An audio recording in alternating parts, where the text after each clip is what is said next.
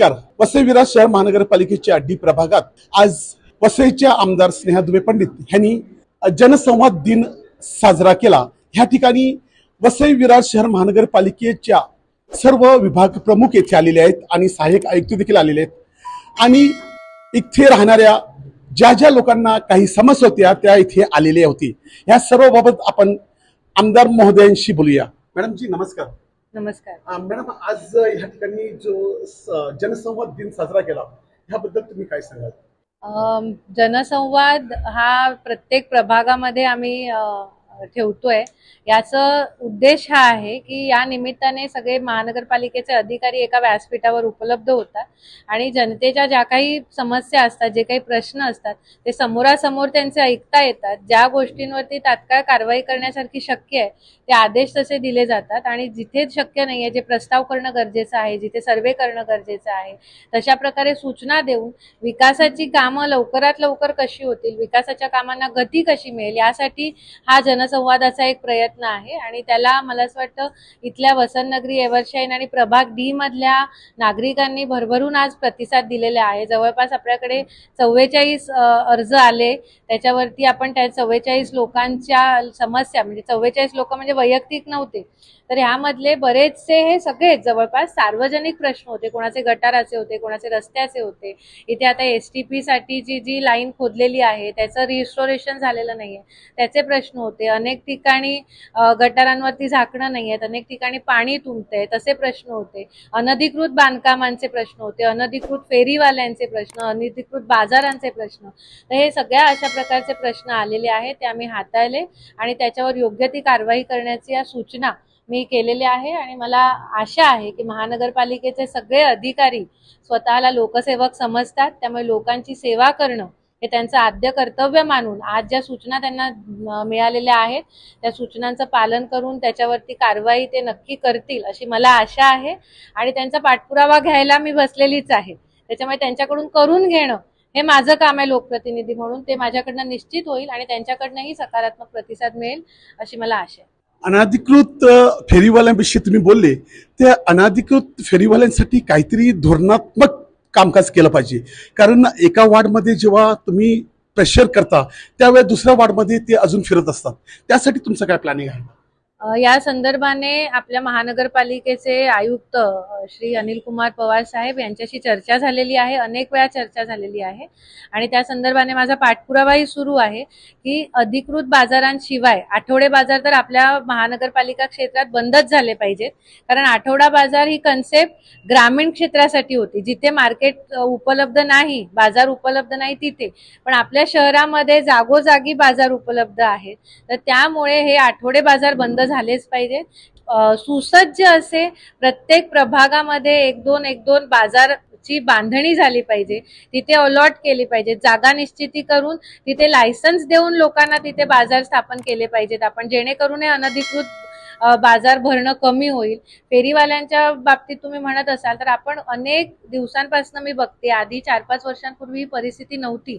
गेल्या 5-10 वर्षामध्ये आणि आताच्या गेल्या 2-3 वर्षामध्ये ही परिस्थिती वाढली आहे की सगळीकडे हातगाड्या घेऊन फळं विकणाऱ्यांची संख्या खूप प्रचंड मोठ्या प्रमाणात वाढली. आणि त्याचा जर अभ्यास केला तर आपल्याला दिसेल एका कुठेतरी ठिकाणी 1-2-3 गाळे असतात मोठे, त्या 2-3 गाड्याचा मालक एकच असतो, त्याच्या 15-20 गाड्या असतात. त्या 15-20 गाड्या चालवण्यासाठी आपल्या महाराष्ट्रातले लोक नाहीत तर बंगालमधनं, UP मधनं, आणखीन कुठून झारखंड मधनं, काही तर बांगलादेशी सुद्धा त्यामध्ये आहेत. हे असे सगळे बाहेरून आलेले लोक असतात.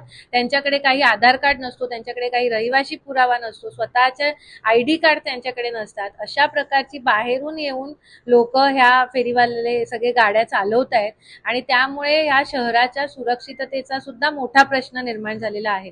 त्यामुळे हे सगळे विषय खूप गांभीर्याने घेऊन हे हाताळायला पाहिजे आणि त्यावरती मार्ग काढायला पाहिजे. हे या संदर्भाने चर्चा आयुक्त साहेबांशी पण झालेली आहे आणि निश्चित येणाऱ्या भविष्य काळामध्ये यावरती ठोस पावलं उचलली जातील अशी मला खात्री आहे. एक प्रश्न होता शेवटचा की आता पावसाळा सुरुवात झालेली आहे आणि पाऊस देखील फार जोमाने येत आहे, तर पाऊस ज्या ठिकाणी पाणी भराव होतो त्यासाठी तुम्ही काय अजून वेगळी उपाययोजना करणार आहात?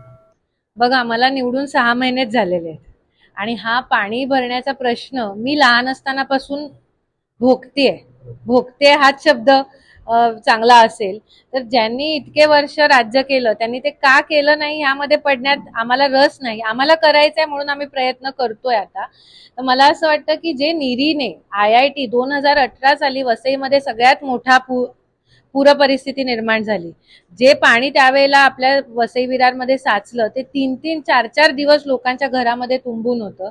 त्यामध्ये मीही एक होती. माझ्या घरातही 3-4 दिवस पाणी होतं. म्हणून मी म्हटलं की मी स्वतः भोगतेय हा त्रास. तर त्यामुळे ह्यावरती जर परमनंट सोल्युशन काढायचं असेल तर रस्त्याची फक्त हाईट वाढवा, गटार खोल करा, RCCचं बांधकाम करा, हे ह्याला परमनंट सोल्युशन नाहीये. किंवा आपण फक्त वर्षातनं एकदा नालेसफाई करतो, त्या नालेसफाईला पण काही अर्थ नाही राहणार जर आपण परमनंट सोल्युशन नाही काढलं.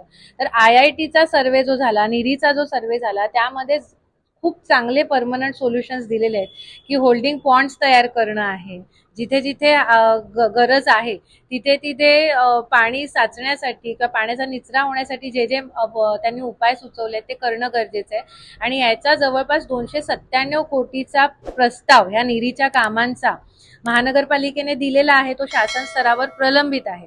आता लोकप्रतिनिधी म्हणून माझं काम हे आहे की तो शासन स्तरांवरनं लवकरात लवकर तो प्रस्ताव प्रलंबित असलेला मंजूर करून घेणं आणि त्या हिशोबाने पुढच्या येणाऱ्या वर्षभरामध्ये किंवा 1-2 वर्षामध्ये ती कामं सगळी पूर्ण करून घेणं. जेव्हा ती कामं होतील तेव्हाच वसईमधला पाणी साचण्याचा जो प्रॉब्लेम आहे तो सॉल्व्ह होणार आहे. कारण आपली वसई ही बशीच्या आकाराची आहे. एका साईडने समुद्र, एका साईडने डोंगर आणि आपली वसई खूप उथळ खोलगट आहे.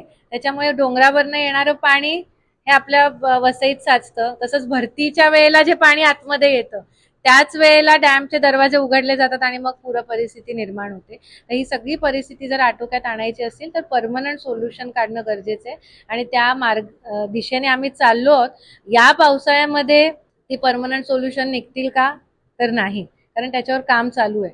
पण येणाऱ्या पावसाच्या आधी त्यावर सोल्युशन काढून ती कामं सुरू करणं हे आमचं काम आहे. ते आम्ही निश्चितपणे पूर्ण करू अशी मला खात्री आहे. तर आपण ऐकलं आमदार महोदयांनी सर्व वसई एव्हर्शन सिटीमधील जे जनता आली त्यांचे सर्व प्रश्न ऐकून घेतली. परंतु त्यांनी एक वसई विरारमध्ये जो पावसाचा पाणी भरतो त्याविषयी जेव्हा आम्ही प्रश्न विचारला तेव्हा त्यांनी सांगितलं हा प्रश्न कित्येक वर्षापासून आहे आणि त्याचा त्रास मला देखील स्वतःला झालेला आहे. परंतु या ठिकाणी IIT निरीने जे काही आपल्या वसई विरारमध्ये येऊन सर्व अभ्यास केलेला त्याच्यावरती का काम झालं नाही ते माहीत नाही. परंतु आम्ही ते काम करणार. येणाऱ्या काही वर्षात ते काम आम्ही व्यवस्थितरित्या करून इकडच्या लोकांना कमीत कमी त्रासामध्ये चांगलं कसं काय राहता येईल ते आम्ही उपाययोजना करणार आहोत. वसई लाईव्ह न्यूजसाठी दिलीप डाबरेसह अब्दुल कलाम. नमस्कार.